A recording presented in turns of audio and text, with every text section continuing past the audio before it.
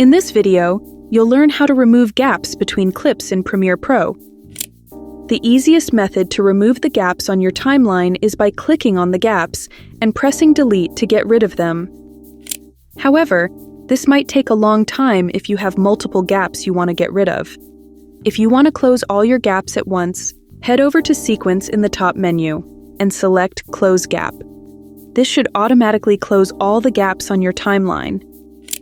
If you only want to remove gaps in a specific part of your timeline without affecting the rest, just select that portion and hit Close Gap.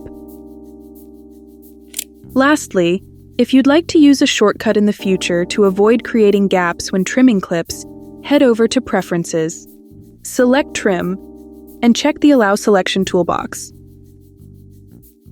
This will allow you to trim your clips without creating gaps each time.